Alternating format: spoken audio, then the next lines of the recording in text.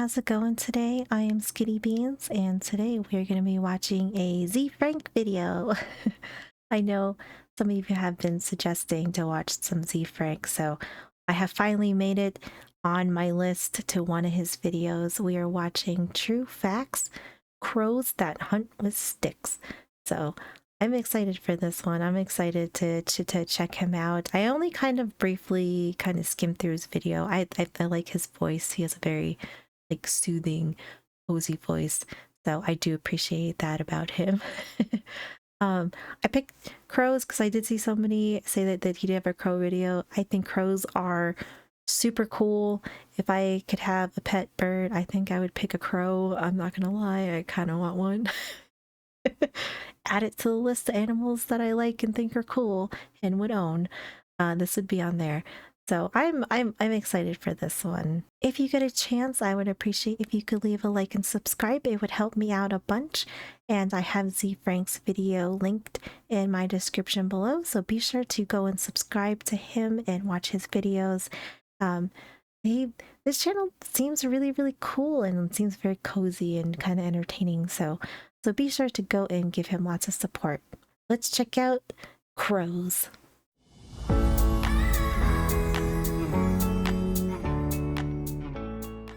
This episode sponsored by Brilliant. Learn to think. Let me tell you about New Caledonian crows. Now, I'm not talking about the old Caledonian crows. Those ones were idiots. No. Those ones are idiots. These are the new ones. The new ones. The new and improved 2.0. The New Caledonian crows live on a group of islands called New Caledonia. Must be named after the crows. I have never heard of this place. It looks cool. One thing that New Caledonia has plenty of is wood, but what they don't have is woodpeckers.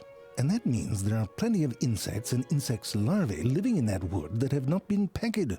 And these are perfectly good snacks for a bird that might have at them. However, for the crow, the girth of their beakedness, as well as a distaste for smashing their heads repeatedly into things, has no doubt driven them into a certain cleverness.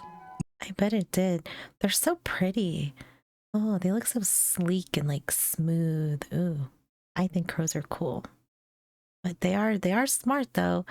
I know that much. I know crows are very smart. They're smart little cookies. New Caledonian crows may not have suitable peckers, but what they do have is crow sticks. These crows have figured out how to use sticks to fish around for grubs and other things that have burrowed into That is so cool. That they use those sticks. How do they know? I love how smart animals are.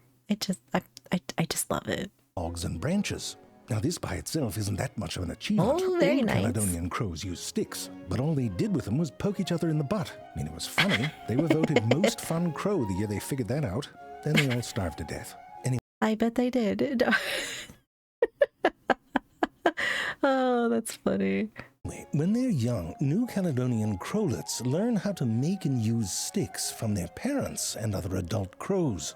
Here, the one in the middle is the baby, and you can see the adult on the left leave a stick for the young one to take a turn with. But see, look, parenting done right here, you know, teaching your kid how to use the stick. Little baby's pretty cute too. It isn't just about finding the right size stick and sticking it in a hole. These crow sticks are often shaped in a very specific way. I mean, before we even get to sticks, you can see what they do with the leaves of the pandanus. On the right there, you can see a tear started by a crow, but what they're really up to is making these. The one on the left is a sort of basic instrument that takes advantage of the serrated edge of the leaf. The one on the right, though, is made by a different group of crows and is more of a complex Swiss Army knife. Yeah. What? That is wild. What the hell? That's... I'm not shocked anymore because of how incredible animals are, but this is cool, though. I mean, it looks so precise. That is incredible. You got something for any hole. Now, these leaf tools are well and good. Well, any hole's the goal, right? Good, but if you want to make yourself a crow stick, it's going to depend on what you need it for. Listen, if all you're going to do is poke a spider, and we've all been there... No, we have not been there. No, I do not poke spiders with anything. Especially when it looks like that. Oh, hell no. But, you know, is that like a boy thing? as you men, as boys, were you always poking bugs? You know, like just to see what happens? Because I feel like a lot of boys that I remember like growing up with, like, you know, they'd always be like, "Oh, I found this bug," or like, "Oh, I poked this bug." It's like, why? But why? I'm not hating on it. On what you need it for. Listen, if all you're gonna do is poke a spider, and we've all been there, I'm not gonna try to sell you a fancy crow stick.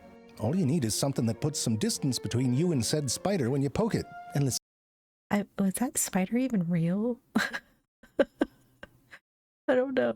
Is that is that real? Or is it just like, or is that spider just getting ready to juke him? crow stick. All you need is something that puts some distance between you and said spider when you poke it. And listen, you don't need the top of the line stick to hunt for the larvae of wood boring beetles. No, the trick with those is you keep poking them in the head with whatever you got.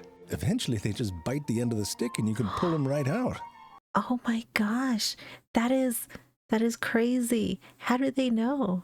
I mean, like, this is what I love about animals and like how they figure stuff out and like this and that, you know, like it's incredible. But yeah, this is like kind of like fishing, you know, except you're just using a stick and it's a tree, you know, you're just poking around and sooner or later you'll get a bite. But if you're going after something that doesn't just bite the end of a stick and has wedged itself all up in some tree cranny, I mean, then you need yourself a fancy crow stick. And let me tell you, that's a process. First, you have to cut yourself a little section off a plant. Now, it doesn't look like much, but the location of these first cuts are crucial. And that's because not every crow stick is a straight shaft. You know, these crows are incredible, you know, at, like how they know and how they're just picking it out. Oh, they're so cool. I want one. Many of them have a hook on the end. One way they make these hooks is first finding a fork in the stem of a plant. From there, you can see this one cuts one of the branches right above the joint. Oh, yeah. And then the next cut is on the stem right below the joint. All right, this one seems to be having a little trouble with that cut. But here, You got it, buddy. You got it.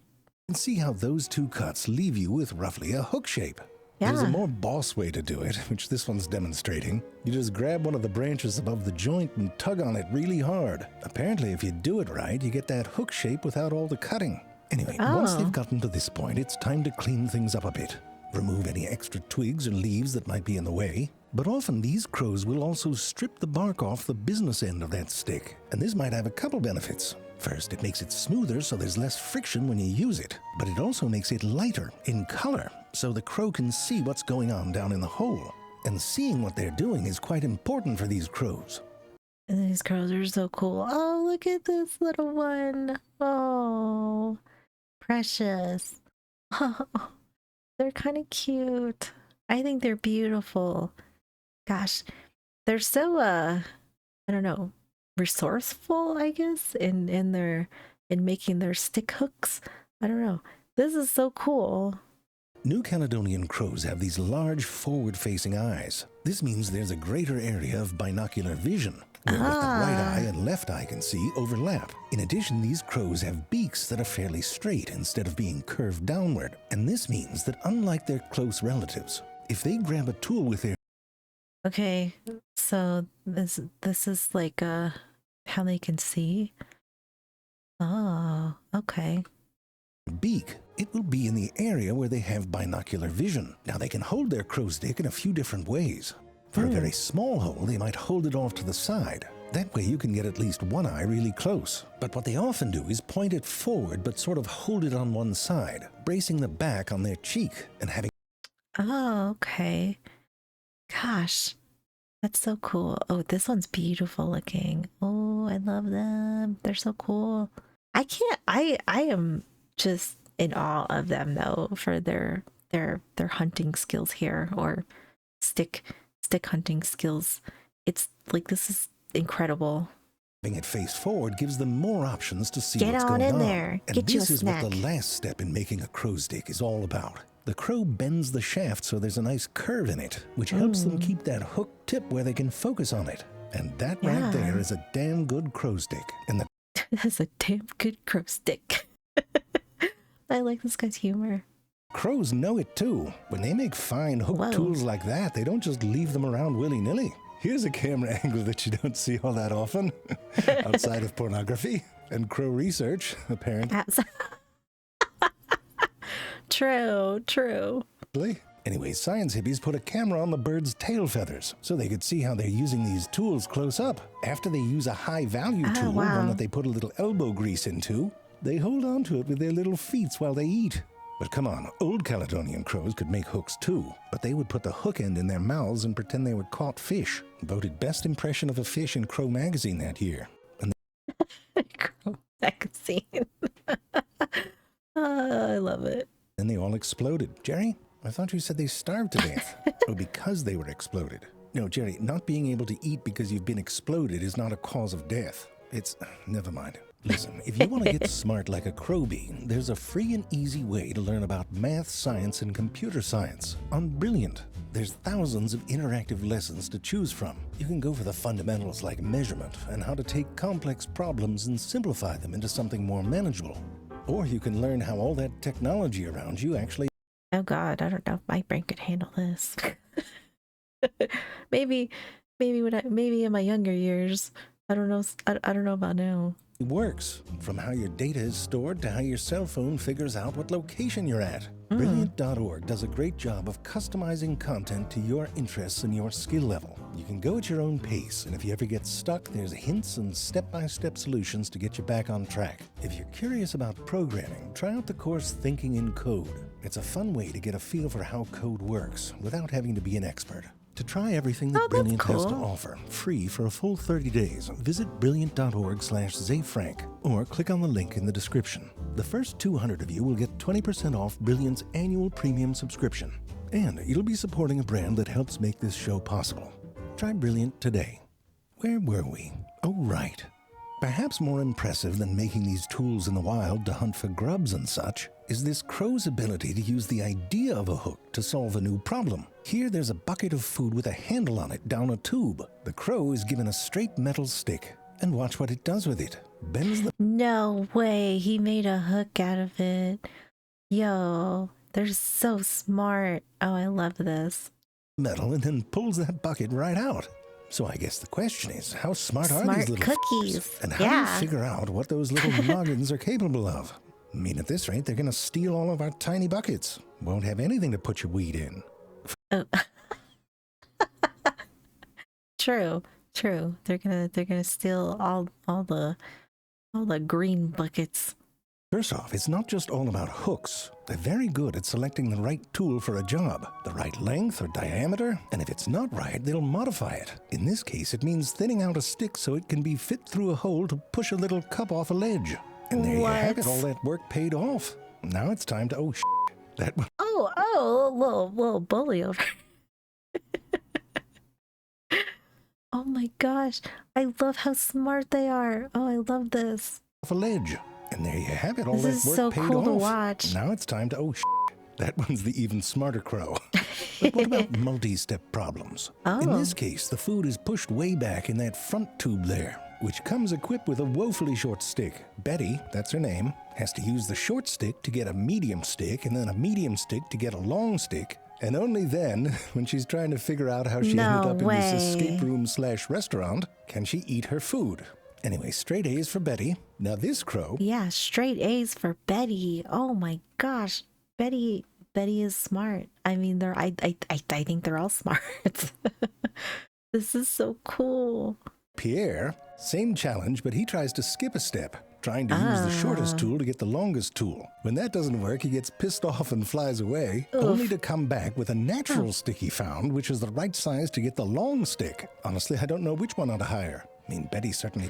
I mean, the fact that these birds have such impressive problem-solving, critical thinking, I guess. I don't know. This is incredible. I love this. I just love this. I want a crow. I want a little crow pet.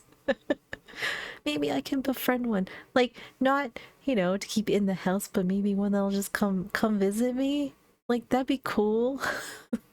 Listens better, but Pierre's got some pluck.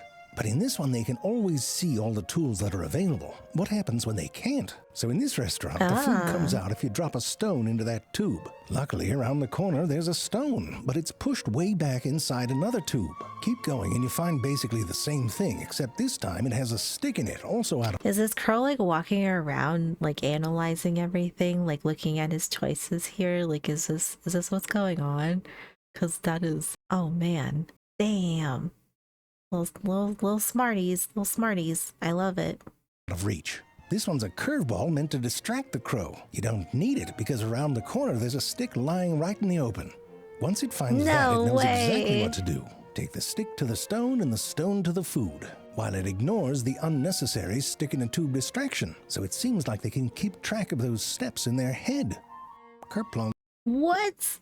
No. Oh my gosh. I love this. Yo, crows are so cool.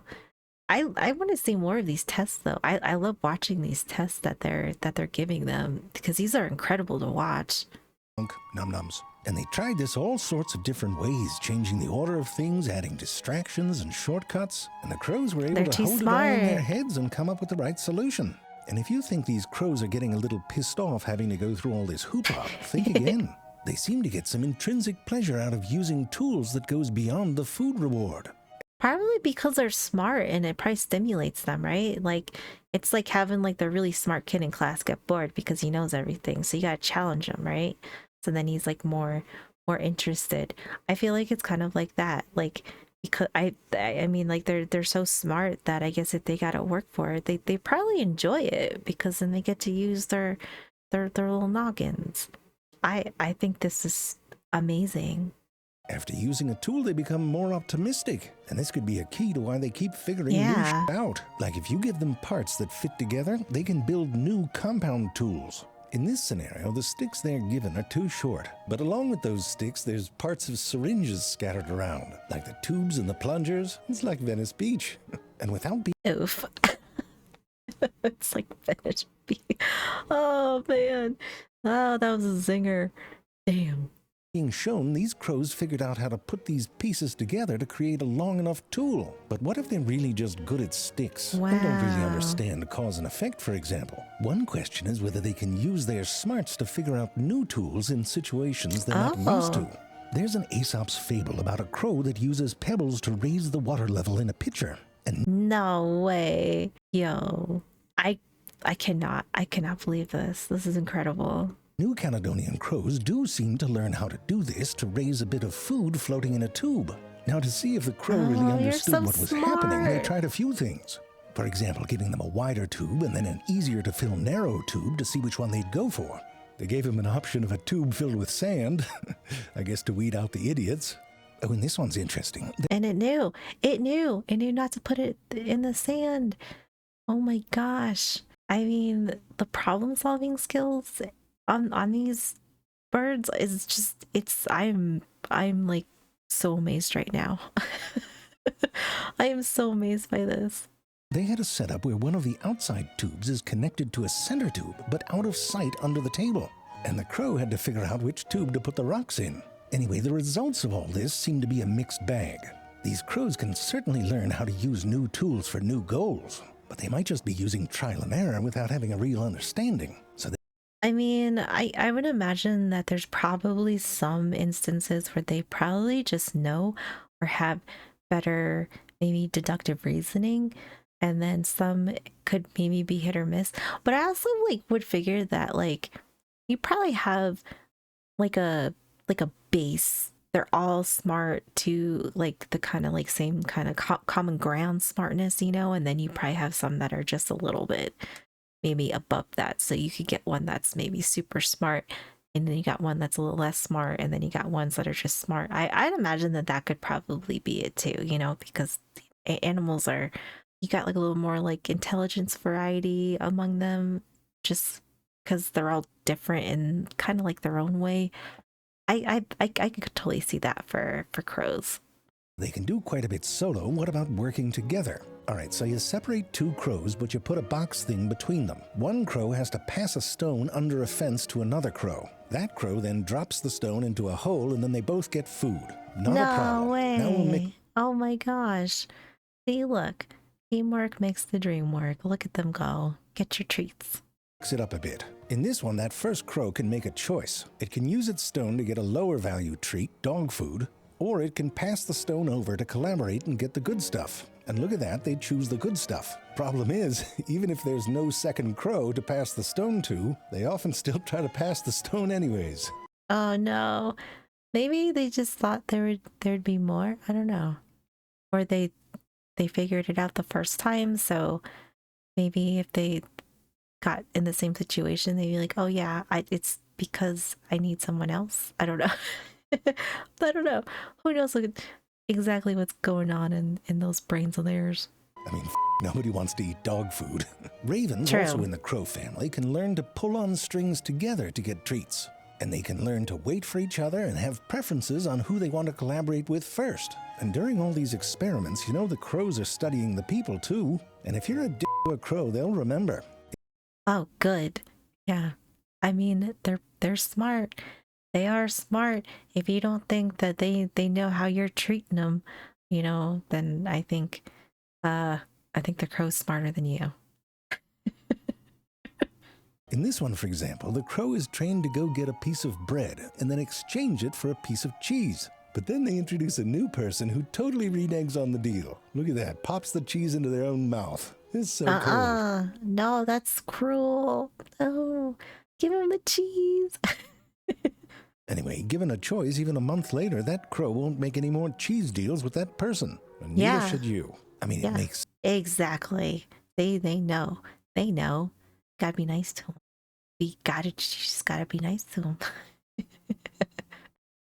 No, that is cool that they actually can remember stuff like that, though. That is incredible.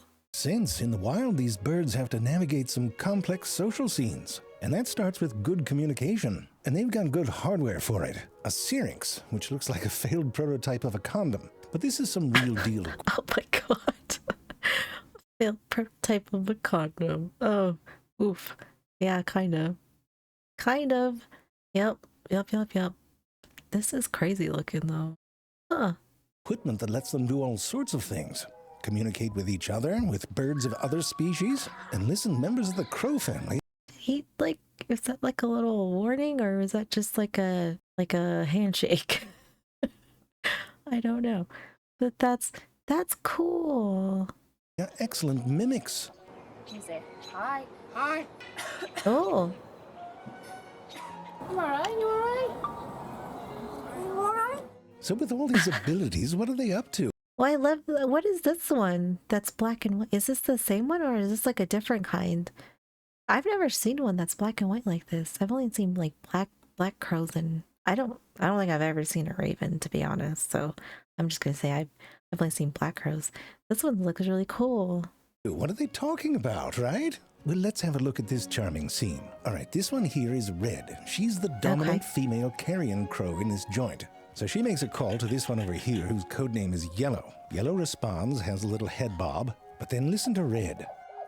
All right, the science hippies hadn't heard this sound before, but apparently it's some mafia-level shit, because... It's some mafia-level shit.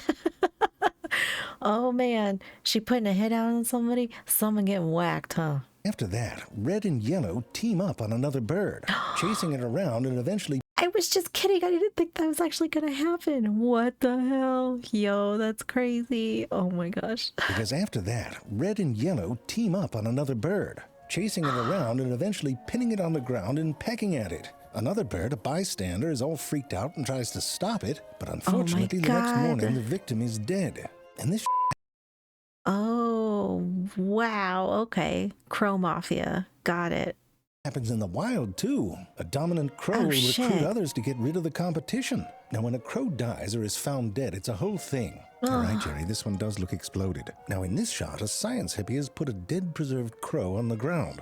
This dead crow is unknown to the local crows, but they all come to check it out. Sometimes it's referred to as a funeral butt brain. But brain scans have shown that the part of their brain that lights up is the decision-making part. They're trying to figure out what happened. Because they're like, I didn't do this. Who did this? Yo, we don't even know who this is. I never seen him in my life. It wasn't me. It's not a funeral. Oh, all right. The one seems to be having its way with the corpse. Oh, God. And then there's one doing it with that crow. Okay. Oh my, okay. All right. Well, you know, maybe we should, you know, look away. All right. But anyways, you can see it's not a funeral. I mean, at least not like the kind I've been to. I mean, I'm open to... No, actually, I'm not. I mean, it would really... Oh, special thanks. Nice. Change the decision-making around an open casket, wouldn't it? I mean, the old... For helping us with the crow's, quotes, funerals. Her knowledge and footage of the subject is invaluable. Yeah. Caledonian crows, they had some funerals. Like the real deal, voted best funerals. And they were all donged to death. Jerry, what does that even mean, donged to death? Will I assume being hit by a dong? Oh, many dongs. No, I'm not challenging you. I just haven't heard of it. Wait, did this also happen after they'd been exploded? Jerry, once something's been exploded, nothing that happens after is the cause of death. No, not even being hit by a dong. Not even a crow's dick. Oh my God. A lot of crow dongs. Crow dong talk. Oh gosh. This was a great video though. I really like him. I really like his humor. This was incredible. I am just in awe of how smart these crows are and how their problem solving skills are just, they're like top notch. I love this. I love this video. So thank you for the suggestion. I really appreciate it. And thank you so much for hanging out with me. I really appreciate you guys being here. Be sure to go and subscribe to Z Frank and watch his videos, like his videos, all that good stuff. If you do get a chance, please leave a like and subscribe. It would help me out a bunch. I hope you guys have a wonderful day, and I will see you in the next one.